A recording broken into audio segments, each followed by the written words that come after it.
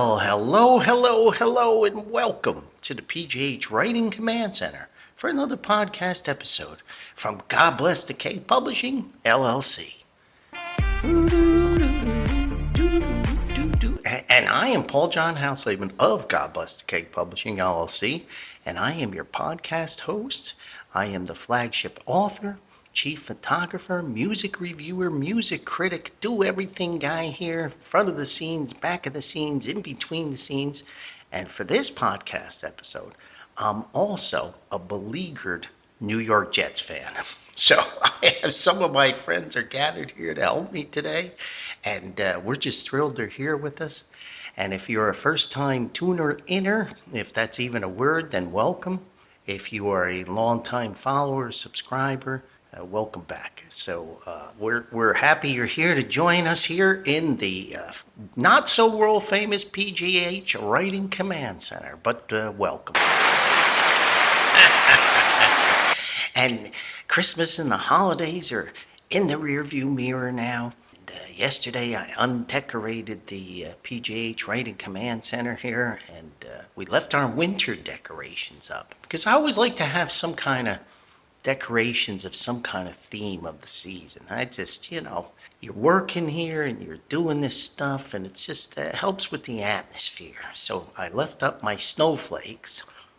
It's winter, and I got these little snowmen guys that light up, so they're kind of cool. So, and I have my ski chalet that I built as a wooden kit years ago, so that's kind of like winter themed. So I'm really kind of chilling here, and of course January's a long month and it seems to go on forever, but now that the holidays are over, you have the NFL football playoff season leading up to the big game, the big Super Bowl in February. So you have these teams, and I forget how many make the playoffs now. I want to say, I'm not even going to guess, but of course my team and a number of other teams are home on the couch, tuned into the God Bless the Keg Publishing LLC podcast for the 15th year in a row. For the 15th year in a row, the New York Jets failed to make the playoffs.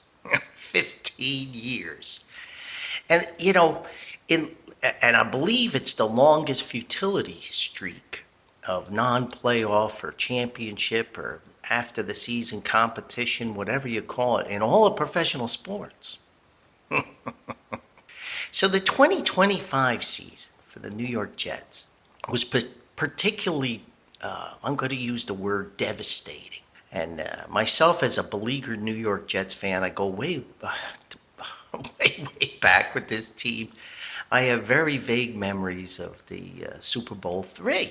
My old man, he was a New York Jets fan. He was actually a New York Titans fan. And the old American Football League, the Titans were actually the first name given to the franchise known now as the New York Jets.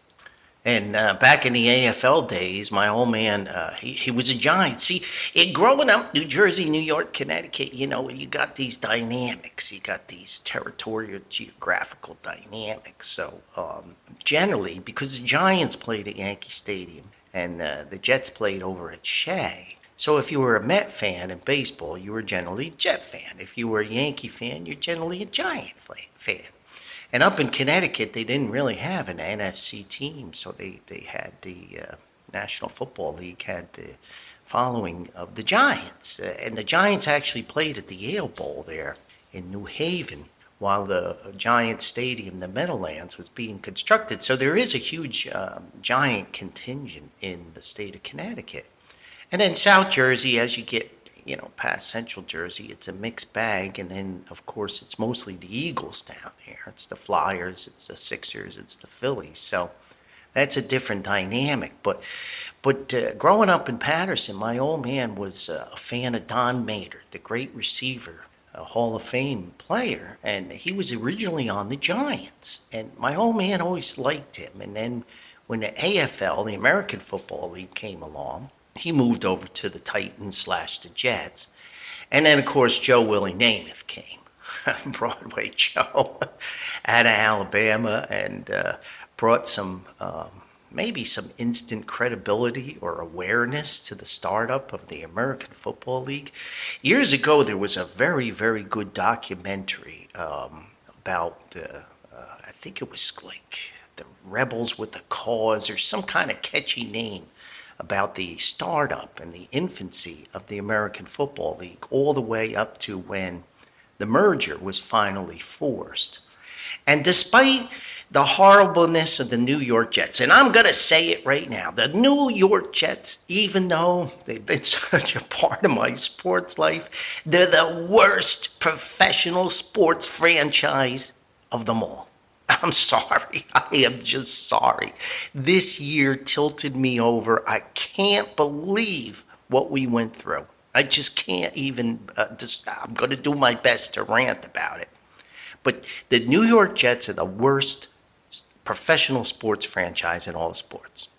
There might be a beach volleyball team, professional volleyball team, and they're I don't know, in North Dakota where they don't have beaches, and they're better than the New York Jets.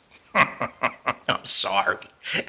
What this team has put their fan base through is just unbelievable. But at any rate, to get back to Super Bowl III and the AFL, despite the Jets' haplessness, football really wouldn't be football if it wasn't for Super Bowl III. So we do have that great moment in history, and that's it. I mean, that was the 1968 New York Jets, and the Super Bowl was played in '69 in January, down in Miami, I believe, at the Orange Bowl. And the first two Super Bowls, AFL got zonked. They got smushed by the NFL, and the old guard destroyed them. So the AFL was always considered an inferior league. It was a professional league of bums. And when Super Bowl III came, it's the Baltimore Colts, the gods of NFL. You had Shula, you had Unitas, you had all these great players. And here comes Joe Willie Namath with his fur coats and his pantyhose and his martinis and all the pretty women that follow him all around. He's sitting around the pool, and he makes the world famous guarantee that the Jets are going to win. And then he backs it up 16-7.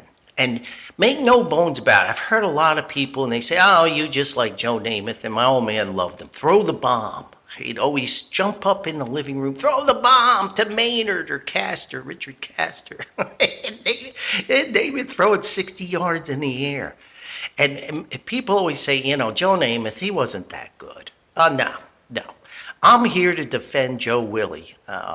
And the Jets have had some great players over the years. Of course, Curtis Martin, Nick Mangold, Don Maynard, of course. We had Winston Hill, who finally went in the Hall of Fame, and Darrell Revis and Wayne Krebet. And we have had wonderful players. But no doubt, Joe Willie is forever attached to the Jets. And no, Joe Namath, all the knee operations, the lack of mobility, was a tough guy. Watch his arm strength. It was a thing of beauty, a flick of the wrist, and that ball is just in the air for miles, right into the receiver's hands. The pass to Don Maynard in that Oakland Raiders game. But I think, Namath threw for first quarterback to throw for 4,000 yards in a season. But they don't have the amount of games they have now. Great quarterbacks struggle even with all the games in the modern era to get to 4,000 yards. And Namath did it in a limited schedule, and I believe he missed one start.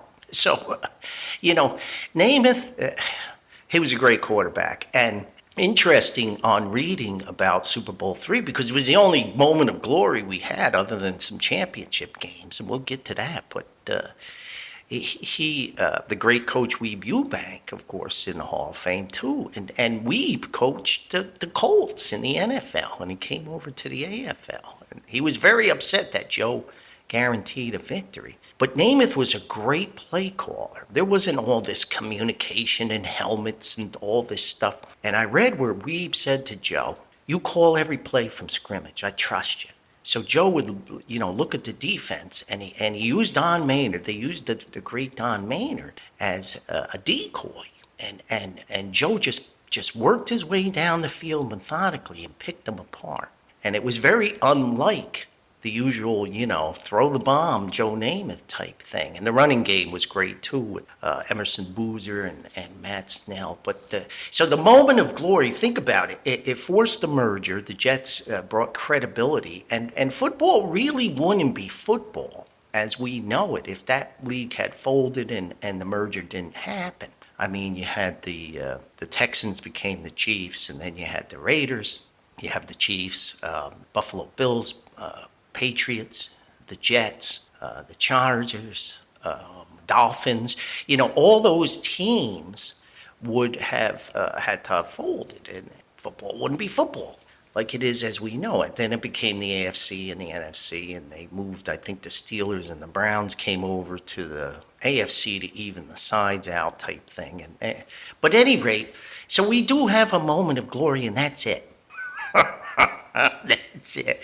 We haven't made the playoffs in 15 years. 15 years.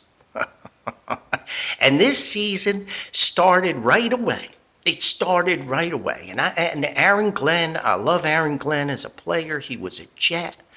And he understood the suffering and the misery. And he comes over to be our head coach. And he was a great defensive coordinator for the Lions. They had these great defenses. And, hey, we got a guy here. We got a guy that is a Jet. And he did go to the Cowboys at the end of his career, but we'll forgive him. And he comes back and, here he is, a guy that knows our pain. We don't have a stadium of our own. We always play second fiddle to the Giants. We're like the bums that come in there like, yeah, okay, you can rent the stadium for today. We don't have an identity. We have these years of futility and misery. And here comes Aaron Glenn, like the sheriff riding into town with a big white 10-gallon hat. And I'm like, okay, a new mind, a young guy, a former Jet, a guy who went through the pain, and that was about it. Because in the openings of the training camp, he makes this statement, we're going to go in a different direction. And I told Mr. Aaron Rodgers we didn't need his services anymore. And I was screaming, right from the get-go. No. And my cousin David, him and I text all the time about sports. And he says, Paulie, there must be a reason that we root for these hapless teams. He's a Giants fan. But at least the Giants tried. The Giants were competitive this year. And they have the nucleus of a very good team. The young quarterback's good. They got that big running back guy, Scatterbo, and they got the receiver, the neighbors guy. This is a quality team. Yeah, they got to get the coach to kind of sort it out, and they will. But at least the Giants fought a little bit. The Jets were like paper mache out there on the field. But anyway, he lets Aaron Rodgers go because he wants to go in a different direction. And we bring in Justin Fields, Tyrod Taylor, and some undrafted rookie bum, Brady Cook, who doesn't even deserve to be on the roster. He's not an NFL quarterback. There's a reason he's undrafted. And the best quarterback we had on the roster in the early season was Adrian Martinez, the guy that lit up at that other league, whatever, XFL or USFL or whatever it's called now. The guy, at least he runs around, makes plays. The rest of these bums, but this is the different direction. Then I have to watch, I said to cousin David, keep Aaron Rodgers one more year. Just one more year. We got an offensive line. We made some draft picks. Maybe we can do something. Nope. We get rid of Aaron Rodgers, and I have to watch him last week at the playoff game with the Ravens, zipping balls around like he was 19 years old. He threw a ball on a rope to Adam Thielen, like 40 yards in the air. And the guy's 42 years old. He's running around. He's running out of bounds. I watched him score a touchdown running. And he zips this ball to Adam Thielen right past the defender's ear hole on the helmet, right in Thielen's hands, like a laser beam. And we got Justin Fields and Tyrod Taylor and Brady Cook. Because the different direction was straight down. It's straight down. And that started the whole cavalcade of misery. And it just perpetuated, and we lost to the Ravens, and it just, I could see it all over again. Just another year of futility to add to, let's see. Let me recap some of the great Jet moments. I talked about a legitimate great moment. Then we have the Roughing the Passer by Mark Gastineau on Bernie Kosar.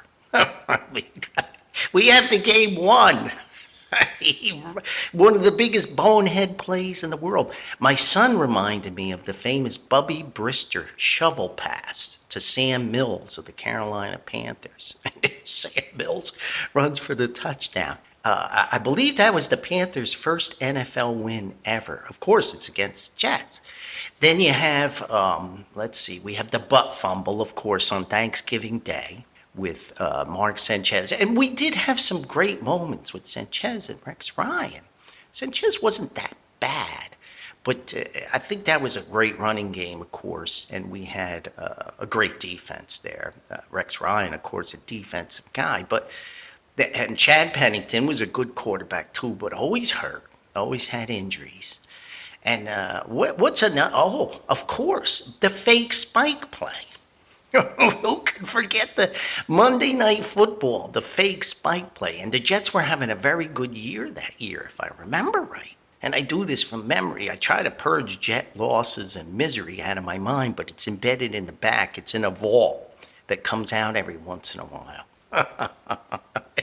And the defensive back on the fake spike play is Aaron Glenn. How about them apples? How about drafting Ken O'Brien instead of Dan Marino? Let's not even go into the draft picks. Blair Thomas, Kyle Brady, gigantic tight end from Penn State. It didn't do anything. Just another wasted draft pick. We had, and we have had good. I mean, Nick Mangold, of course, Brickishaw Ferguson, Darrell Revis. One of the best Jets we ever had was undrafted, and Wayne Corbett walked over from Hofstra onto the Jet practice field right next door and became one of the greatest Jets ever. And the guy's right next door, and they don't even know about him. It's the Jets. And, great futility moments in New York Jets history.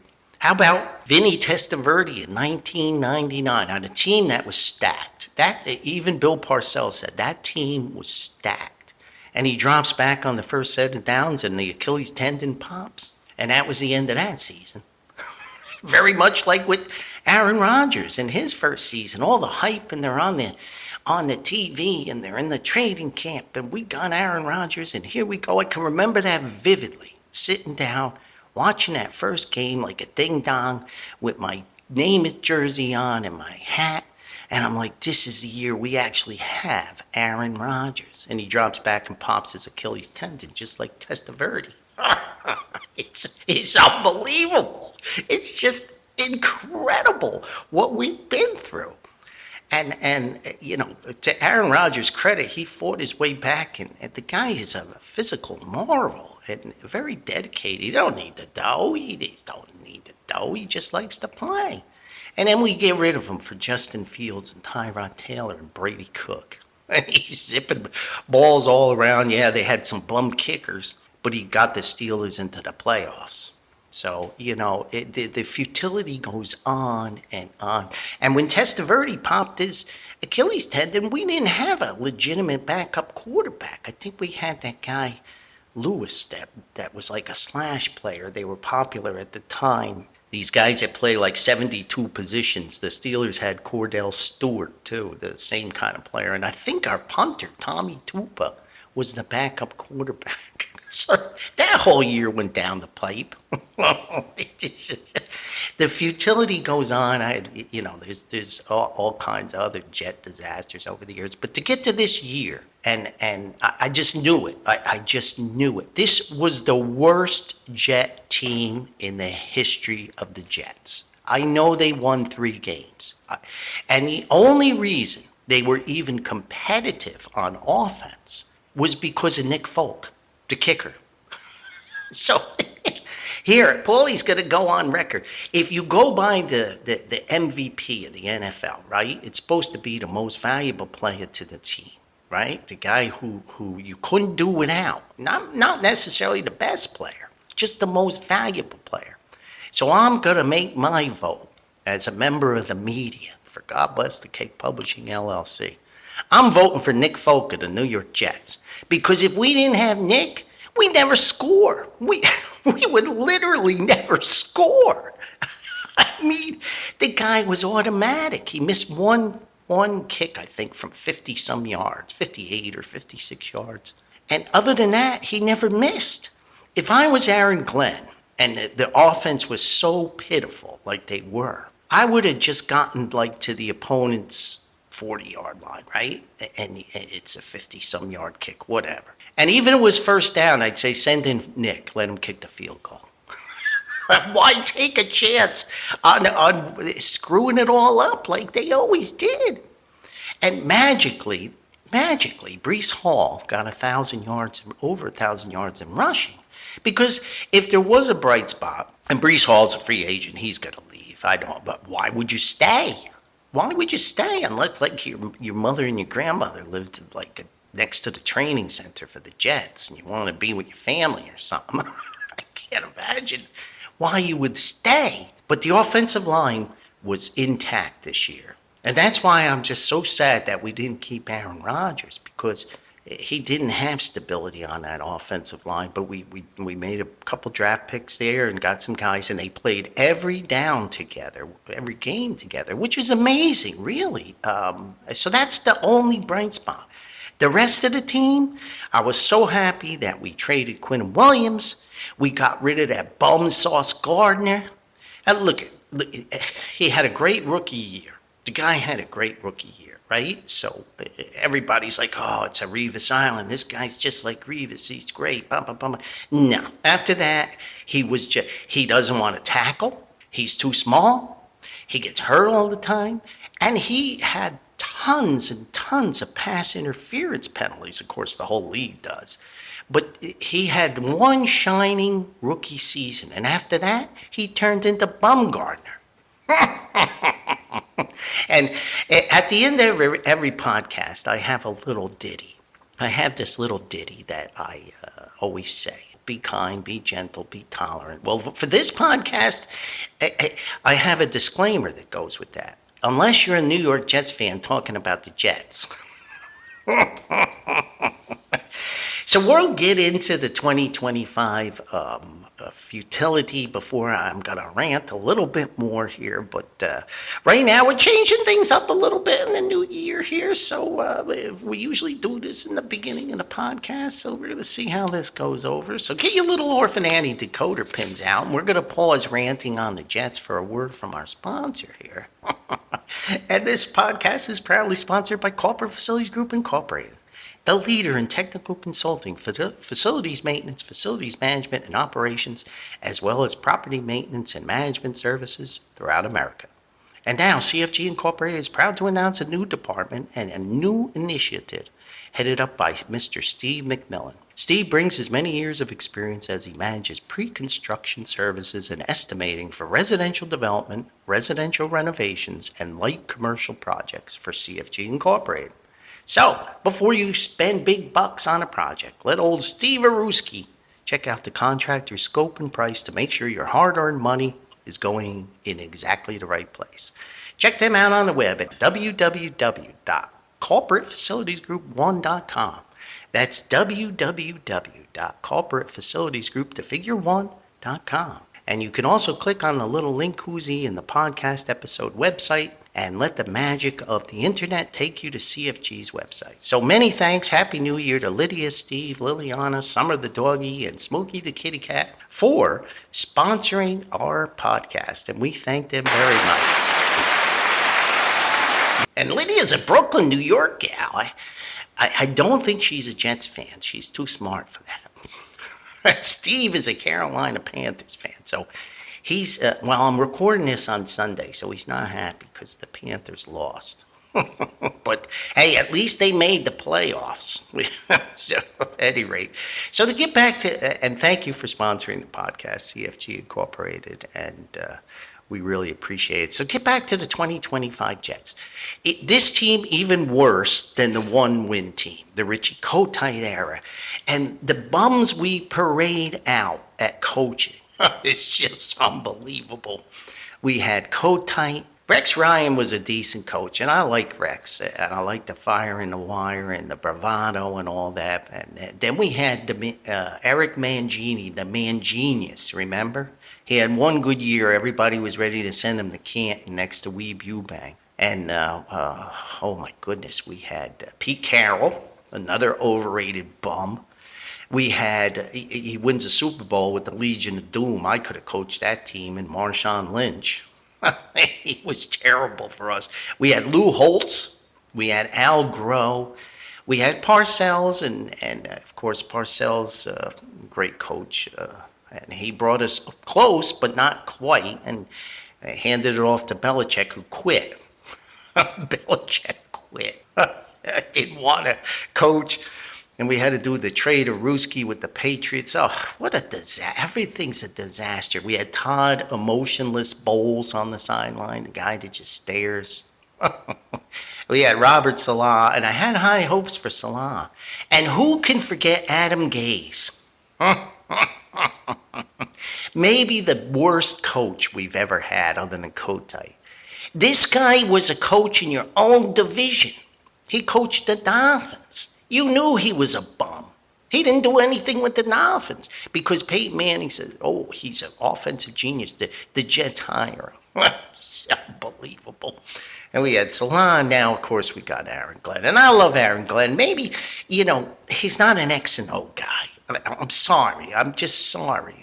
You're a great Jet and a defensive back and a coordinator or whatever. I don't know. Maybe just stay on the squad as a defensive guy. But who calls a fake punt 2 times in a row?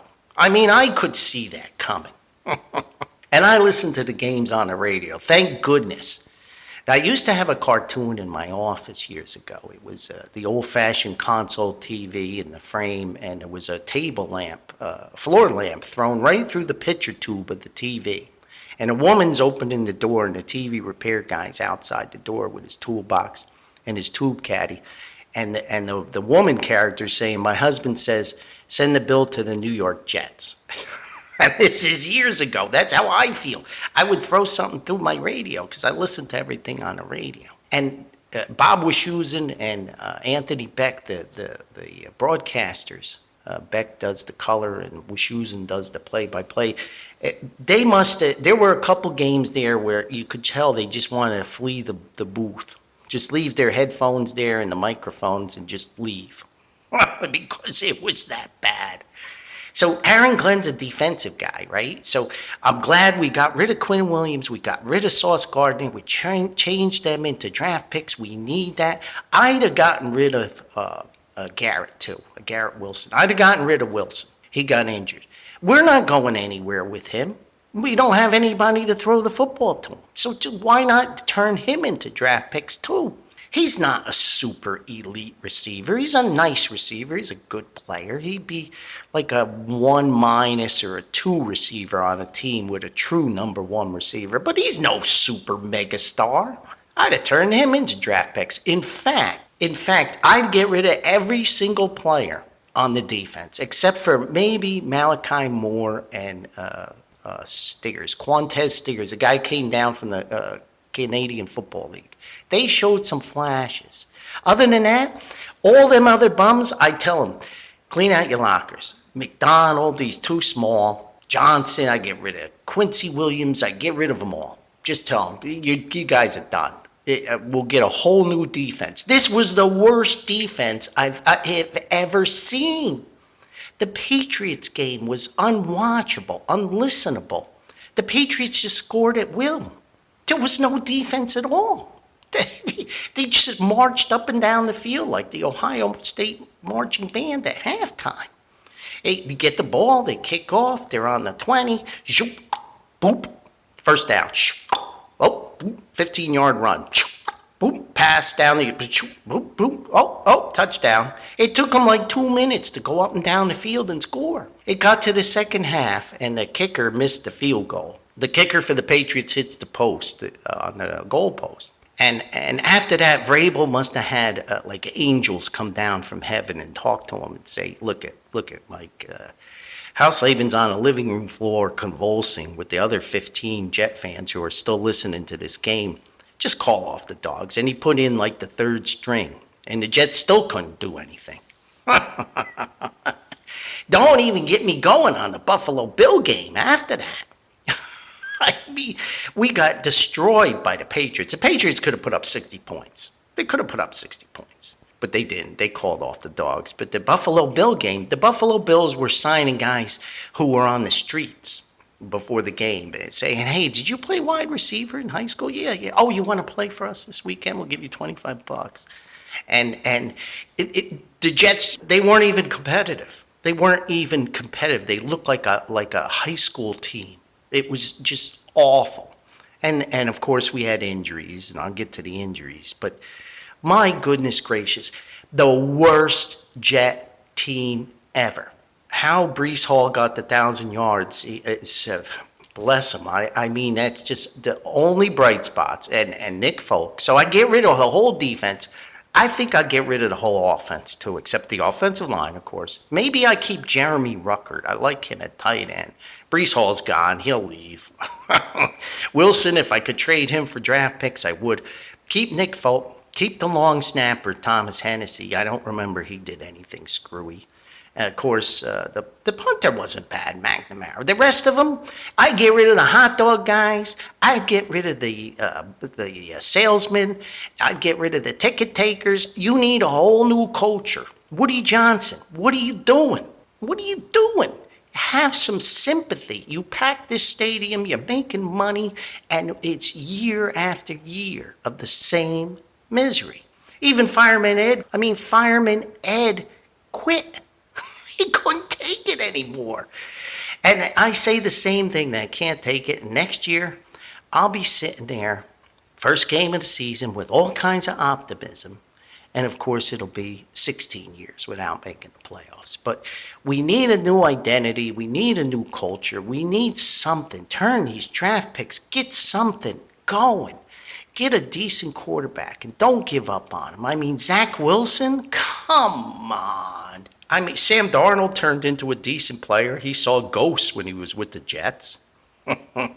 But Zach Wilson? Come on. What were they thinking? This guy is the biggest bum they ever had at quarterback. I mean, Geno Smith was a decent quarterback. He got in a locker room fight, remember? And the guy breaks his jaw in the locker room. You can't make this stuff up. I couldn't even write a saga as crazy as the New York Jets. It's just crazy. So the 2025 season wore Paulie out. It really did. I mean, I looked up the record. Of course, we had no interceptions. How can you go through a whole season, not a tip ball, nothing? It's just unbelievable. But we only we got 4 turnovers the whole year. Forget 4 turnovers. I think it was a muff punt, 2 muff punts or fumbles. And no interceptions. And our coach is a defensive guy. Over the last years, the Jets are 49 wins, 116 losses. That averages to just under 5 wins a year. 5 wins a year. My son made the point. He said, Dad, we could be the head coach and the assistant coach of the Jets and stand on the sideline, pick plays out of like a video game playbook. Let the offensive coordinator and defense guy do. Nowadays they got 900 coaches on the sideline there. So the head coach just has to say, yeah, kick the field goal or go for the first down, whatever, make strategic decisions. And we would probably have about the same record as this parade of Jet bum coaches we've had, right? And my son and I will do it for $50,000 a year in Yankee tickets. Woody Johnson, you got to save a whole pile of dough by putting me on the sideline. And now we have all these draft picks. So the pundits, 2 seconds after the season ends, they already have the mock draft boards and all that nonsense. This is not the old NFL that I used to watch, and I'll do a separate rant on that. The penalties, all this crazy stuff going on, the accusations of being scripted, whatever. I wish they would script it that the Jets actually won. But we'll get into that some other podcast. But I can feel it already. In the first round, the New York Jets pick Paul John Hausleben, washed up old retired ice hockey goalie. Don't pick me. I played football in high school and sandlot football. That was a hockey goalie. They'll pick me. We'll blow the draft picks. We always do. But we'll come back because it's your team. And it's my heritage, and I have Jet underwear, and Jet socks, and Jet hats, and Jet sweatshirts, and Jet hoodies, and Jet coffee cups. And it would cost too much money to retool. No, because I love the team, and I love the heritage, and I love my memories of going to the Meadowlands, and I love my sons. I used to sit in this easy chair, and I get all wild and ranting and going nuts, and I push off on the handles on this easy chair, had wooden handles. And my son is a little boy, just a little boy, already recognized the futility of the Jets. And he'd go down the basement, because after the game, I'd have to tighten the handles on the chair, and he'd bring me the tools ahead of time. But I mean, who do you want to root for on this team? Maybe you get a Breece Hall jersey, but he's leaving. You get a Garrett Wilson jersey. Who else do you want? I mean, if I had a little grandson or a little kid who was following the Jets, I'd say, for Christmas, I'll buy you a Jets jersey. He'd say, no, get me a Patrick Mahomes jersey. I wouldn't want any of these clowns' jerseys. Jeez Louise. But at any rate, so that's, I feel a lot better. I really do. And the injuries. So just to rewind, because these thoughts come in my mind when I go on these rants, and they just keep coming and coming and coming. But the injuries, I mean, this is just unbelievable, the amount of injuries you see. It's just, I don't understand it. Is it the training? Is it, and I touched upon this in other podcasts, is it they're too muscle bound? I don't know. But just this past week, we lost the great Glenn Hall, Mr. Goalie from the NHL, old-time goaltender, one of the all-time greats. In the Hockey Hall of Fame, I don't remember him. It was before my memory. But certainly one of the great goalies of all time. And Vezina trophies, he won a Stanley Cup in 1961 with the Blackhawks. He went to the St. Louis Blues and won the Conn Smythe in the Stanley Cup playoffs for a losing team. The guy was a legend, Calder Cup. But above all, the most unbelievable statistic of Glenn Hall, he played 502 consecutive games in the net. 502 consecutive games in goal. If you count playoffs, he played 552 consecutive games. You talk about an Iron Man. And this is in the era with no mask. Stitches, broken noses, losing your teeth. The equipment they had, it's unbelievable. It's bare equipment. And they're not flying on fancy airplanes in first class on charter flights. They're taking trains and buses and living on the road, and they have a job in the summertime. And this guy plays 502 consecutive games. I mean, that makes Cal Ripken and Lou Gehrig. You don't hear about this for some reason. I mean, that's like Cy Young with the 511 wins. Nobody's breaking that record. Nobody's going to play 502 consecutive games as an NHL goalie. These guys play 10 games and they're exhausted. The modern athlete is so much better than the old athletes. Nah, I'm so sick of hearing that stuff. 502 consecutive games. I mean, I'm sure there were a lot of games he had pulled muscles. I played the position. I know it's brutal. Forget about that's another thing ticks me off. I'm just ranting away here. Is the commentators. Who was it? It was Russell Wilson came on. You know, he's getting ready for when he retires to be a media guy, and he was on one of the shows. And he says, "Oh, you know, playing a professional quarterback in the NFL is the hardest position in all sports." No, it's not. I'm sorry, Russell. I'm going to put you in the net with the old equipment that I wore, and I'm going to get Harry or Jeff to bomb a 101-mile-an-hour slap shot at you, and let's see how you do on ice. NHL goalie, if you take this, the safety and the skating and the speed, I mean, you think playing quarterback is fast?